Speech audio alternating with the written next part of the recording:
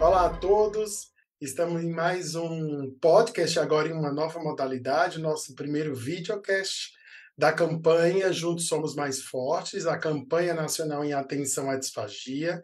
Queríamos primeiramente agradecer a todas as sociedades que estão conosco nessa campanha, né, anual, nessa campanha que busca sempre esclarecimento das informações frente ao cuidado do paciente com disfagia, envolvendo sempre o cuidado centrado no paciente e na família.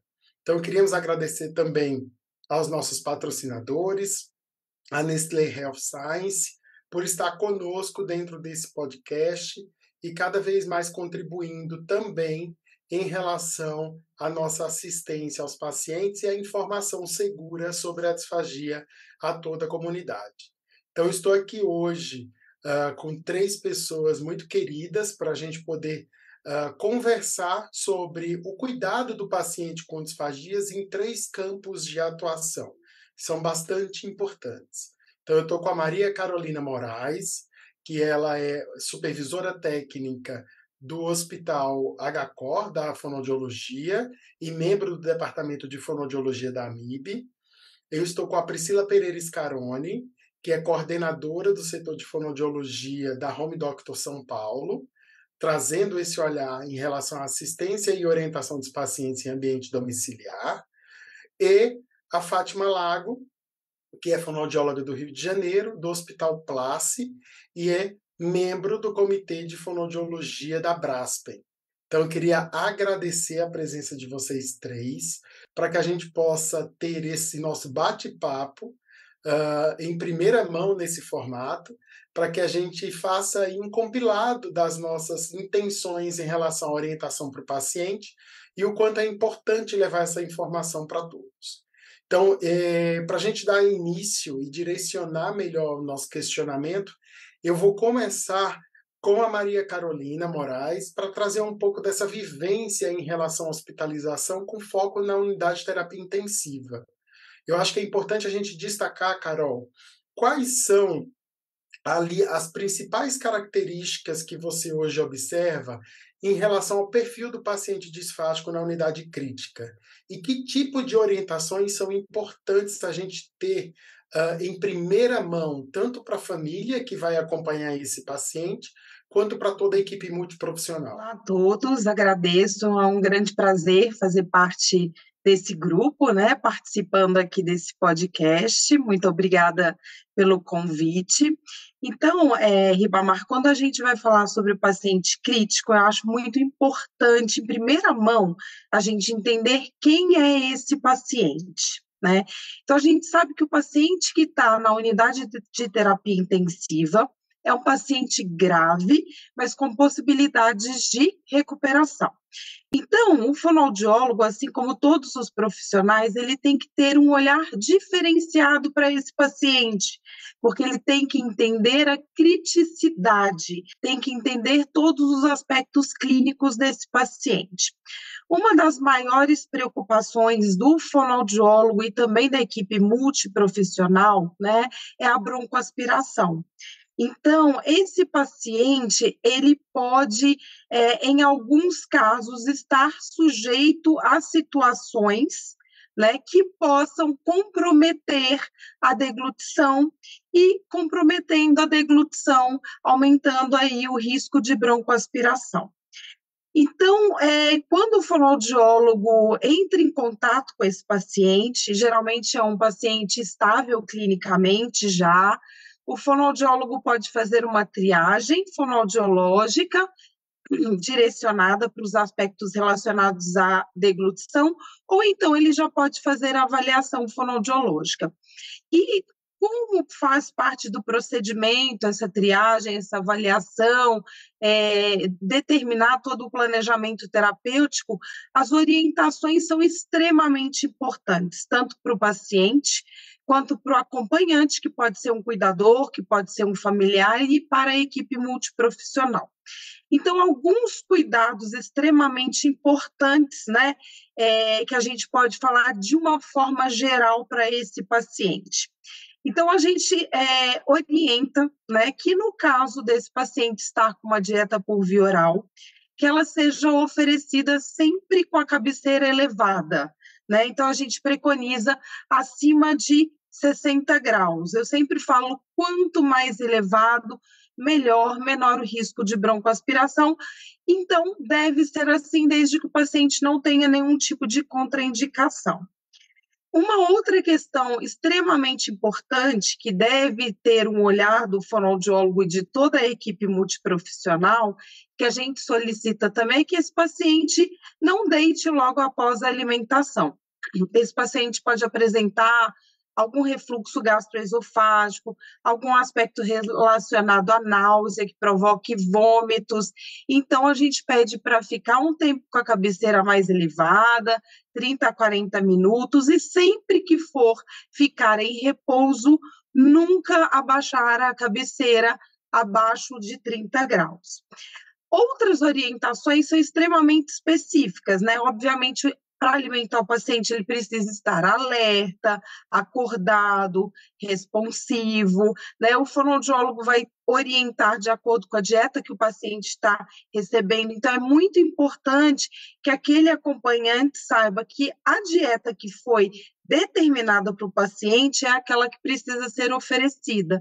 Então, a gente pode fazer algum tipo de adaptação na dieta, a gente precisa orientar e comunicar o acompanhante também, assim como, por exemplo, o uso de espessantes. E essas orientações, Ribamar, elas são dadas assim e repetidas diariamente, tá?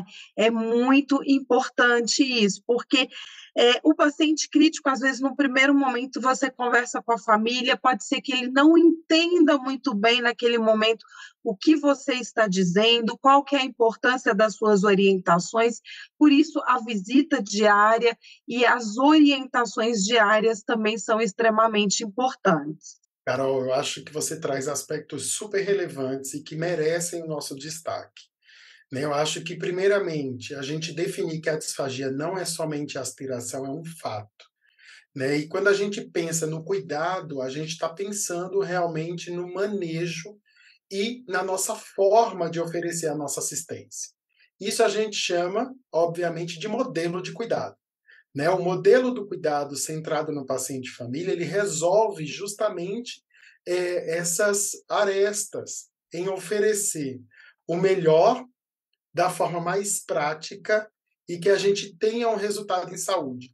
Então, quando a gente pensa na família, observando aquele comportamento do doente que não era o que era em casa, a gente vê inclusive algumas angústias, né? E a primeira coisa que a gente vai falar com esse público é explicar quais são os potenciais riscos e por que acontece, né? Então, quando a gente fala a palavra broncoaspiração, que é tão grande, a primeira coisa que eles se assustam é, mas isso quer dizer algo muito grave? E de fato é importante a gente destacar que o cuidado é justamente para evitar esse possível evento, né? E trazer que a broncoaspiração é uma entrada de alimento, saliva ou qualquer fluido nas vias aéreas inferiores. Então, isso é um ponto importante, mas que dentro do contexto da UTI é algo que a gente diariamente a gente pontua em relação ao cuidado. Mas eu acho que um outro aspecto de extrema relevância que você coloca nas orientações, que nos faz ali cada vez mais pensar num cuidado diferente, né? O disfágico, a disfagia, ela não está ligada somente ao simples fato de broncoaspirar ou aspirar. Ela está ligada ao cuidado, a como ele se alimenta, a forma e utensílio que utiliza, quais são as consistências mais adequadas, e isso, de fato, precisa de uma equipe multiprofissional para que a gente possa fazer a eleição melhor do cuidado, né? Então, acho, pensando em toda essa linha, em todo esse cuidado e pensando na criticidade do paciente, a gente precisa otimizar esse manejo, né? Então, acho que é importante a gente trazer esses dois conceitos, né, da aspiração e da disfagia como um todo, né? Qualquer alteração, desde o alimento sendo transportado da boca até o estômago, ele vai trazer alguns impactos para essa segurança e ele pode trazer um impacto referente à eficiência, né? O quanto a gente precisa olhar essa eficiência. quanto a gente precisa entender que esse paciente está comendo de uma forma que pode não ser a melhor forma possível. E isso vai trazer alguns impactos. Então, quando a gente pensa nesse cuidado que você traz, a gente vai observar quando ele sai da UTI, né? O que ele pode manter ali desse cuidado e o que ele traz dentro deste manejo para que desperte uma atenção maior a esse cuidador. Até porque a gente vai escutar comumente, mas eu não posso dar nada, mas ele pede muita água, mas ele fala que está com muita boca seca, mas ele diz que quer comer. Então, o que nós devemos fazer? E aí eu vou passar a bola para a nossa colega Fátima Lago, para que a gente possa entender um pouco desse contexto da saída transicional dos locais de cuidado, o quanto isso influencia para a gente fortalecer as nossas boas práticas e o quanto nós precisamos de uma equipe multiprofissional para que engrene nesse grande formato, nessa grande máquina que é o oferecimento das boas práticas em saúde. Então, Fátima, traz para a gente qual a tua experiência dessa transição do cuidado, né? O quanto é importante isso, principalmente pensando que a gente sai de um paciente agudo, né? E muitas vezes esse paciente já chega numa unidade transicional de forma crônica, né? Com a cronicidade tanto da doença quanto também das suas próprias sequelas e comorbidades. O hospital de transição, ele recebe esses pacientes que saíram de uma condição, aguda, de um hospital geral, e que são pacientes que ainda estão extremamente frágeis, mas numa fragilidade funcional que ele não precisa mais estar no hospital geral, porque ele não vai conseguir ter tantos ganhos ali, tampouco ele está pronto para ir para casa, né. Então é aquele paciente que sai do hospital geral, ele vai para o home care e o que que acontece? Ele reinterna, né, porque ele ainda não estava pronto para ir para casa, mas o hospital geral já não era, uma condição que pudesse ser favorável para ele. E aí ele vem para a transição. Normalmente nos hospitais de transição, ao menos no que eu trabalho, a gente tem 3 linhas de atuação, né. A reabilitação, a gente recebe pacientes para serem reabilitados, por exemplo, um paciente pós-AVC, que a gente consiga ter ganhos funcionais com ele. Pacientes em readequação de cuidados, onde a gente vai tentar diminuir o máximo que a gente puder a complexidade para ele ir para casa. Por exemplo, os pacientes com uma demência, aí no estágio inicial, intermediário, eh, pacientes com algumas doenças neurológicas, Parkinson, enfim. E a gente tem a linha de cuidados paliativos, que são aqueles pacientes com uma demência avançada ou pacientes oncológicos. Esses pacientes podem sim vir à finitude com a gente no hospital, né, ou não, a gente tem casos, às vezes, de pacientes que a gente consegue ainda organizar uma alta para ele ir para casa. Então a gente tem essas 3 linhas de atuação no hospital de transição. Eh os diferenciais que a gente tem eu vi a Maria Carolina falando de inserir o cuidador, a gente sente muito isso na transição, ao menos na nossa realidade, que eu acho que o hospital geral, a dinâmica do hospital geral não permite muito tempo, né. Na transição a gente já tem esse tempo, um tempo maior de terapia. Na transição a gente não tem visita médica todos os dias, por exemplo. Então a gente tem ali visita de fisio e fono 2, 3, 4 vezes por dia, porque o centro do atendimento mesmo é a equipe transdisciplinar, então é TO, fisio, fono, musicoterapia, assistente espiritual, né. Então a gente consegue dar um atendimento melhor, melhor no que eu digo, assim, de um tempo maior de dedicação para esse paciente. A gente treina o cuidador desde o dia da admissão. Então ele é inserido nos cuidados, ele aprende a trocar fralda, ele aprende a colocar dieta em bolos na GTT, se for o caso, ele faz o espessante em todos os líquidos, né, ele não vai pronto isso para ele. Então ele aprende a ofertar dieta do jeito que você falou, Carol, cabeceira elevada, desde o primeiro dia, desde a admissão. Essa história de inserir o cuidador, nas práticas diárias do cuidado, é muito bacana, mas eles oferecem uma resistência muito grande também. porque eles entendem assim: "Ué, mas se tem técnico de enfermagem para fazer, se tem enfermeiro, por que que eu vou fazer?". Então, culturalmente, a gente não está habituado a isso. Então, a gente começa na admissão, mas nem sempre na prática, assim. A gente faz conferências e conferências e conferências para eles entenderem que é importante e, às vezes, o cuidador que vai para casa mesmo, ele precisa dar continuidade nesses cuidados em casa para evitar uma reinternação, né. Então, colocar eles inseridos no cuidado, às vezes, não é tão fácil, porque culturalmente, se eu estou no hospital, alguém vai fazer por mim. E aí a gente precisa, realmente tecer essas novas possibilidades, né, e Exato. a gente está realmente centrado nessa nova cultura, né. Já entendemos que o modelo usual, ele não é o melhor, né, o Uhum. modelo prescritor, o modelo de tempo, o modelo onde a assistência é empregada somente em produtividade, isso não é de fato a melhor forma. A assistência, ela é muito maior. Então aí eu acho que é o grande papel de nós, como hospital geral, né, de oferecer essa assistência, mas começar a preparar para remodelar mais esse paciente, para quando ele chegar na transição, ele ter pelo menos os conceitos mais internalizados. Saber por que Exato. está fazendo, para que serve, o porquê é importante cuidado, como você pode ser o pivô ali ativo de interferir em uma intervenção mais precoce e ser entre parênteses, um bode expiatório de algo que está Uhum. acontecendo e que pode ser inclusive uma barreira. Olha, o evento poderia ter acontecido, mas eu parei. Ou eu Isso. chamei a Fátima porque eu tive de fato, esse acontecimento.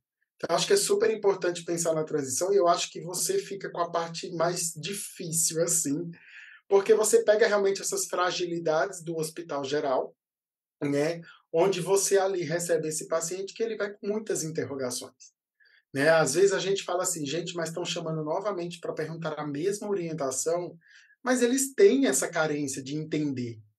É tudo novo, é uma condição nova, e a gente podia cada vez mais pensar como melhorar isso, né.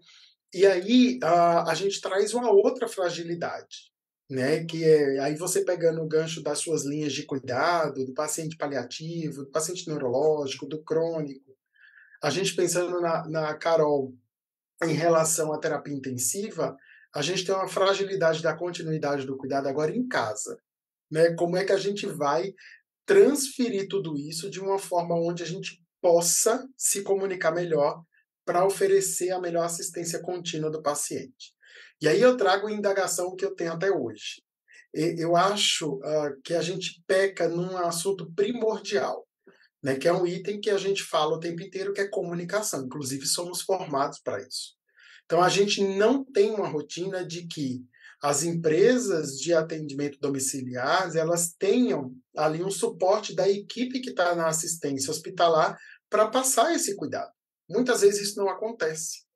Então, muitas vezes não, acho que julgo aqui quase sempre, né? Até porque muitas vezes quem vai fazer essa integração do paciente é um profissional específico, é um enfermeiro, é um médico, que ali está colhendo as informações.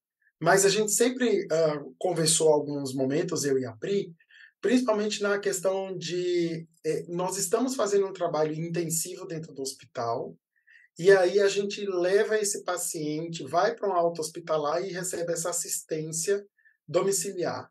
A primeira dúvida é qual a frequência que eu tenho que manter? Porque a gente sabe a questão de recurso, a gente sabe a questão de recurso humano, de expertise clínica, de encontrar o profissional, né. Então é uma coisa que a gente sempre se conversou, né. Acho que a gente peca na primeiro item, que é a comunicação, e obviamente dessa transição que é falha, né, que isso pode trazer um malefício para o paciente com o tempo. Então eu acho que, Pri, a tua fala fecha esse nosso primeiro bloco rapidamente, para a gente poder ali imaginar quais são as fragilidades hoje que você encontra quando você recebe esse paciente, e quais são as características dessas dúvidas dos familiares, do próprio paciente em relação ao seu tratamento. Muito obrigado pelo convite. Eu vou tentar trazer uma vou tentar amarrar tudo isso que a gente trouxe, né. Eu fiquei por bastante tempo junto com o IGD lá no hospital, E eu sempre gostei muito dessa transição, então, de tirar o paciente, que é um paciente mais agudizado, que pode ou não ir para um serviço de retaguarda, né, para um hospital de transição, e que vem para a gente muitas das vezes já como um quadro mais crônico. Como a gente trabalha para que essa comunicação hoje seja um pouco mais efetiva?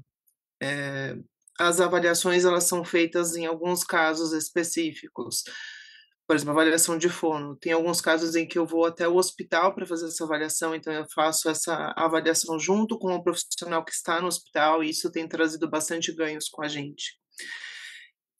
E qual que é o diferencial? E não é uma prática de hoje, isso é a prática do home care, e ele surgiu, na verdade, por conta disso. A gente precisava deshospitalizar os pacientes que eram crônicos, e a gente precisava compartilhar esse cuidado com os cuidadores. Então, assim, em muito tempo, não num tempo tão anterior, mas há pouco tempo atrás, se a gente não elencava um cuidador que era um cuidador ativo desse paciente, a gente não deshospitalizava esse paciente.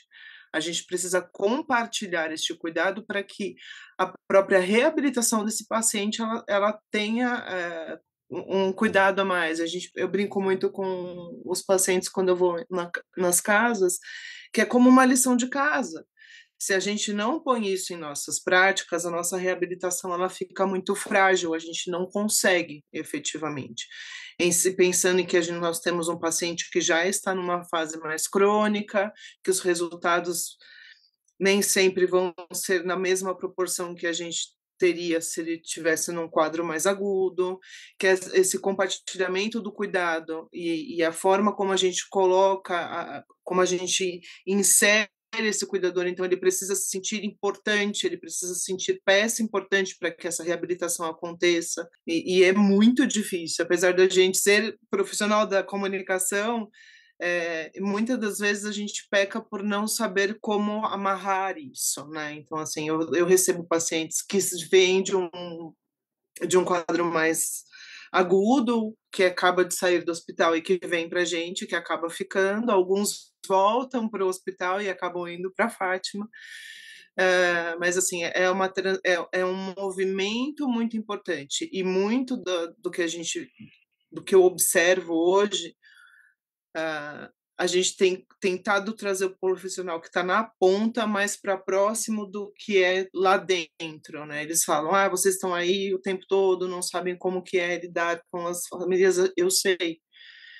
Eu brinco que cada lugar que a gente vai, são pelo menos 10 pessoas que a gente conhece. Cada pessoa vai ter as suas crenças, cada pessoa vai ter uma forma como a gente tem que se portar, cada pessoa tem uma forma de linguagem que a gente tem que utilizar, até para a gente conseguir, né, envolver esse cuidador no cuidado e fazer com que esse paciente tenha um bom desempenho. A gente tem canais de comunicação hoje dentro da Home Doctor, então, assim, canal seguro, eles podem fazer comunicação de evento adverso, por exemplo, se tiver algum tipo de denúncia, algum assédio, eles podem reportar a gente tem um compliance, então hoje a gente consegue enxergar esse profissional da ponta com um pouco mais de dedicação, então a gente também colocou o cuidado e a nossa atenção para o profissional que está lá, para o enfermeiro, para o físio, para o fono, né, então a gente tem tido uma atenção um pouco melhor até para a gente conseguir fazer com que esse meio seja realmente todo mundo junto.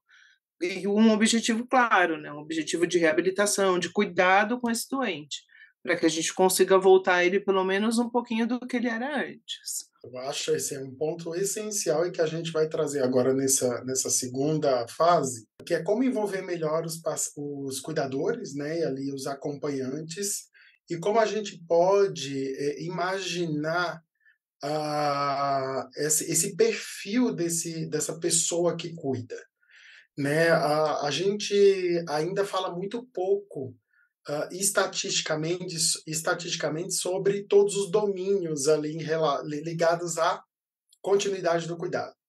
Então, tem um dado super importante que é trazido em um estudo, onde ele coloca que 74% de quem faz o cuidado em casa desse paciente com disfagia, ele sofre de algum tipo de frustração em cuidar deste paciente. Ou seja, o paciente não consegue comer, não consegue engolir, o quanto isso repercute de frustração para quem faz esse autocuidado e está centrado ali na pessoa.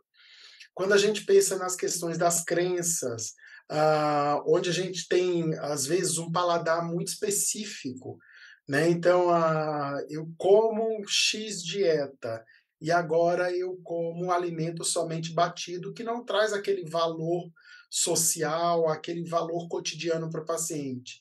Isso gira em torno de 12% de estigma ali em relação ao cuidado do paciente com o cuidador. Né? Então a gente vai vendo várias possibilidades e o quanto é importante a gente trazer o sentimento de quem cuida, né? E trazer o quanto as nossas orientações elas precisam ser muito direcionadas a uma execução fácil e plausível. Não adianta a gente orientar algo que é 30 vezes mais difícil de ser executado. A gente precisa ter uma comunicação mais clara com quem cuida desse paciente. E aí eu peço até para a Fátima falar um pouco de como ela tem visto essa adesão, né, das orientações ao cuidador, ao acompanhante, e como isso influencia realmente no desfecho. Até porque a gente tem alguns estigmas, principalmente dentro da transição e dentro do ambiente domiciliar, né? A gente tem um estigma muito antigo de quem entra no home care para atendimento de fono nunca sai. Né, ele fica lá. Tem um estigma somente que vai lá e passa visita, e na verdade não é isso. E a gente tem a questão do crônico dentro da transição, onde não tem mais o que fazer, é sempre limitante a conduta. E isso, de fato, é algo que a gente precisa abordar para todo mundo, né, desmistificar. Fátima, por favor. Na nossa experiência na transição, o cuidador, ele quase 90% é um cuidador formal, né, não é o marido, a esposa ou o filho, é um cuidador pago, né. E o que a gente percebe, Riba, é que num hospital geral, por exemplo, quando você fala sobre a doença, quando você fala sobre os cuidados, normalmente eles são colocados de lado, né, você fala isso com a esposa, com o filho, ele fica lá no cantinho, muitas vezes a família pede até para ele sair, quando a família vai conversar com o médico no corredor, ele não faz parte. Então ele vem para a transição, de fato, não se sentindo parte. Ele é um mero executor do que pedem para ele fazer. E ele não entende por que aquela dieta é liquidificada, por que eu preciso elevar a cabeceira. Ele não leva a broncoaspiração tão a sério assim, sabe, Carol, assim. A gente faz conferências com eles presentes e a gente pede à família que eles estejam presentes, porque eles fazem parte do cuidado. Então a gente explica para eles numa linguagem que eles consigam entender, por exemplo, o paciente com demência em fase avançada, em que muitas vezes a gente vai oferecer uma dieta de conforto e que eles não fazem ideia do que é demência, por que que ele parou de comer. Então a gente explica, isso demora uma conversa, 2 conversas, 3 conversas, até eles entenderem que isso faz parte da doença e que isso vai ir entendendo tudo que é entendido é menos sofrido, isso gera menos ansiedade, né. Então eles começam a entender como isso funciona, mas isso não é numa única conversa, isso demanda tempo, né. E isso faz parte inclusive do nosso cuidado também, né, ele precisa entender sem sofrimento o que está acontecendo. Ele não é um mero executor de ordens, ele precisa estar bem para fazer um cuidado, pra oferecer uma boa assistência, né. Então, lá a gente coloca o cuidador absolutamente em tudo. Então, há famílias que não querem que o cuidador faça parte da conferência, então a gente dá um passo atrás para fazer essa família entender que é preciso que ele faça parte, né. A gente, por vezes, faz conferência com o cuidador. O cuidador está em tanto sofrimento que a gente faz com ele, com o médico, o fisioterapeuta, o psicólogo, com ele. E muitos falam: "Vocês estão fazendo isso comigo?". Sim, você é a figura mais importante nesse momento, é você quem cuida, né. Então, isso empodera o cuidador e isso é muito importante, porque modifica completamente a forma dele enxergar o doente, enxergar a patologia e dar um cuidado de melhor qualidade, né, Rita? De fato, é uma coisa muito importante a gente pensar que o empoderamento te fornece o senso de pertencimento, né? Exato. E Se às você vezes é aquela senhora que trabalhou naquela casa por 20 anos, então ela traz uma ligação afetiva que às vezes o filho não tem. E ela que está cuidando: "Gente, eu não sei de nada, se eu estou dando essa dieta aqui, eu preciso levar a cabeceira", mas ela está num sofrimento absurdo. Então é importante a gente detectar isso e trazê-la para perto também, né. e abrir a possibilidade dela expressar algumas orientações para nós, Sim, né? o De tempo ser ativa. todo. É, sim. A Ótimo. gente aprende a oratória, mas a gente não aprende a escutatória, né. A gente tem que De aprender a fato é ouvir isso. também, porque eles falam coisas que a gente não valoriza. Se a gente começa a valorizar um pouquinho, isso faz uma diferença absurda no cuidado deles e no nosso, né. As coisas que eu observo muito, a gente mudou um pouco da forma de avaliação, de inclusão desses pacientes. E a maior parte dos pacientes sou eu quem faço a avaliação. E assim, não, hoje eu tenho um pouco mais de tempo, eu tenho um pouco mais de escuta, eu consigo parar e ouvir. E isso é tão importante, porque assim, nem sempre o que a gente vai dizer é o que eles querem ouvir. Mas se a gente conseguir ouvir o que eles querem dizer, talvez a gente diga de uma forma mais fácil para eles ouvirem, né? Então, assim, e isso traz um crescimento e traz uma confiança no que você vai dizer, né? Então, do quanto você consegue efetivamente trazer este cuidador, porque ele se sentiu acolhido naquele único momento, né? Então, assim, você parou para ouvir o que significa comer, porque, assim, se a gente pensar, comer é um ato extremamente social, né? Então, o quanto que isso, o meu pai sempre me levou para ir comer um cachorro quente na esquina, e então assim, não é que eu goste de cachorro quente, mas era o ato de nós estarmos juntos, irmos ao cachorro quente, o que vivíamos ali. Então, assim, o quanto que isso traz, né? O quanto que isso traz de vivências maiores do que o risco de broncoaspiração, maior do que. Então, assim, a gente tem que ter uma escuta melhor, até para a gente conseguir enxergar qual é a fragilidade, porque muitas das vezes já aconteceu de eu dar alguma orientação e a pessoa dizer para mim, mas eu não sou fonoaudiólogo. Mas eu não estou pedindo para você ser fonoaudiólogo, eu estou pedindo para você ser o cuidador dessa pessoa. Não, você não é quem cuida, você não é quem está junto, você não quer dar o melhor. O melhor, por enquanto, é isso, né? Então, eu acho que muito da escutatória é isso, né? Então, a gente ouvir, entender e ver qual é o caminho melhor que a gente vai traçar, porque senão a gente só fica como reprodutor de ideias e ordens, e a gente não é comprado por isso, né? A gente não conquista por isso. No nosso serviço, foi tido como um propósito a inclusão de um cuidador para assistência integral ao paciente, que não pode, inclusive, ter essa assistência de um cuidador. Né? Então, acho que a Pri estava com a gente também na época do trabalho, onde isso, obviamente, começou na pandemia, em toda aquela necessidade de que, de fato, a gente precisa de um interlocutor para cuidar do doente. Né? A gente precisa de alguém para nos ajudar na assistência integral desse paciente. E quando a gente pensa, inclusive, na socialização, ficavam idosos muito sós, né, dentro do seu leito, e que socializavam muito pouco, e que a família tinha trabalho, que não podia ficar, e que isso impactava em quando a gente chegava e entrava dentro do quarto, a bachela da comida estava lá um tempão, já estava gelada, e não tinha aquela iniciativa de querer. Mas não é só a iniciativa, é de ter um cuidado adequado. Então, lá na hospitalização que a gente atua, o hospital HCO, por exemplo, ele inseriu o propósito de um cuidador para aqueles pacientes mais frágeis e que não pode ter acesso a esse cuidado. Então, hoje tem uma equipe onde o hospital contrata para aquele paciente. E não tem nada a ver em relação à operadora de saúde, é ela que paga, quem é que vai pagar, não. O hospital entendeu que ele é um elo importante em diminuir evento, ampliar a satisfação e experiência do paciente e, obviamente, ter um resultado em saúde de desfecho muito melhor na deshospitalização precoce.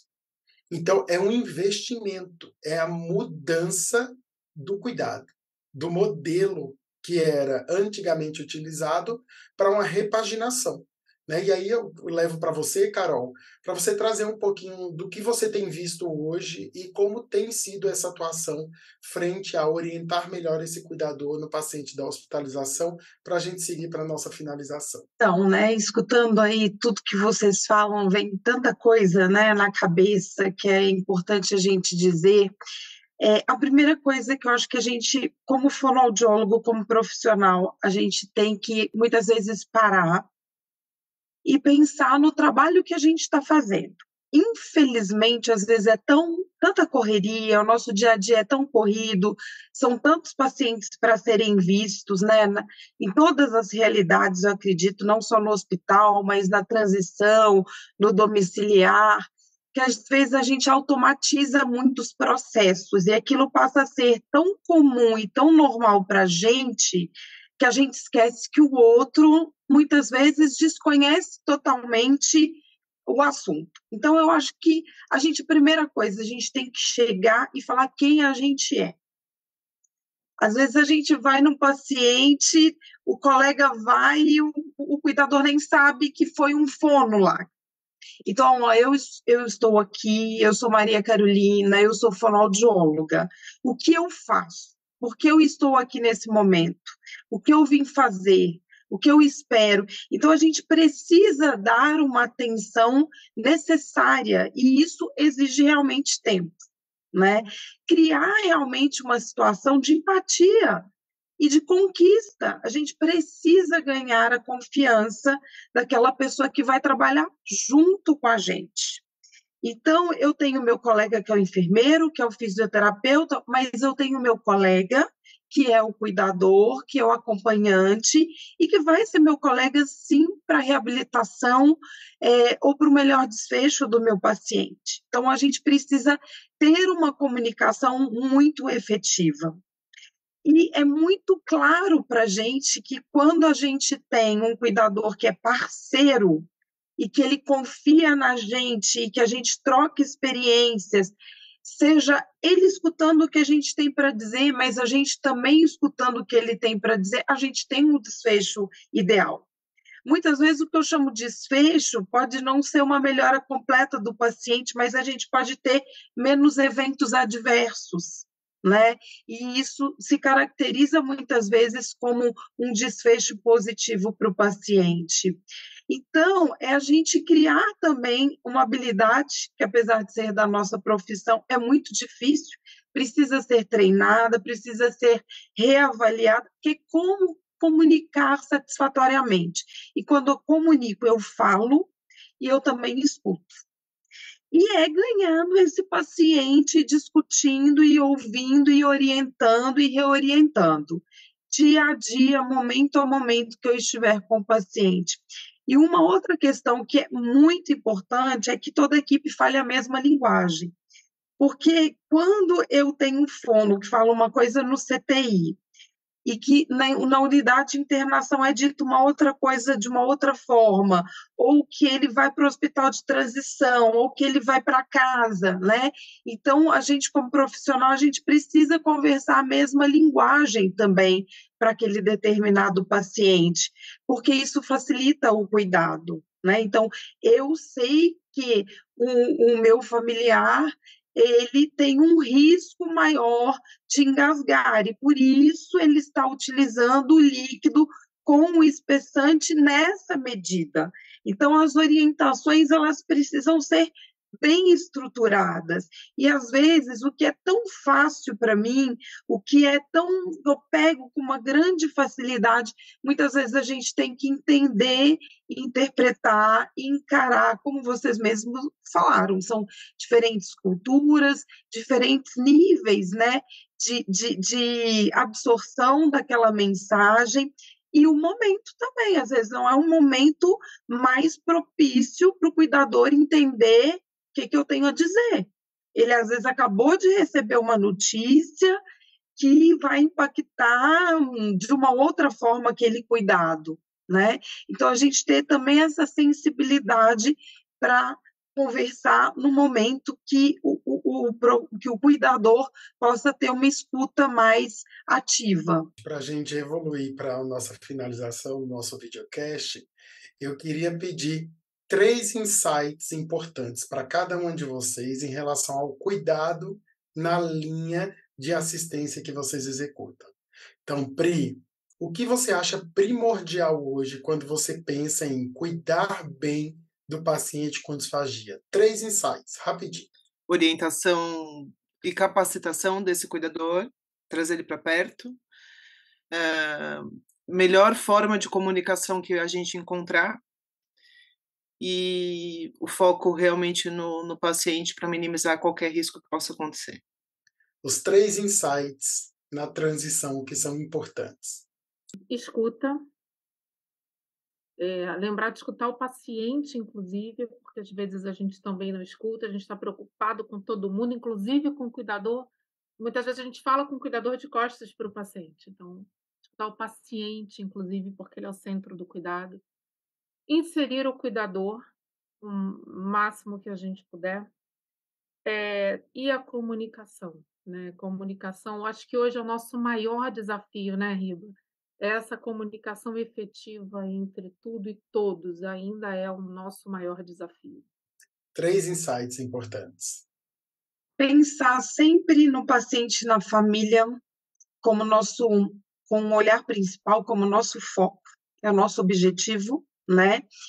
E eu não poderia deixar de falar, que são os 2 princípios que eu sigo sempre nos meus atendimentos: respeitar a autonomia da vontade do paciente, do seu familiar, e respeitar o princípio da dignidade da pessoa humana. E lembrar que eu sempre vou trabalhar para isso e por isso. Gente, no final, nós chegamos à conclusão que todos os nossos quesitos eles são ligados um ao outro.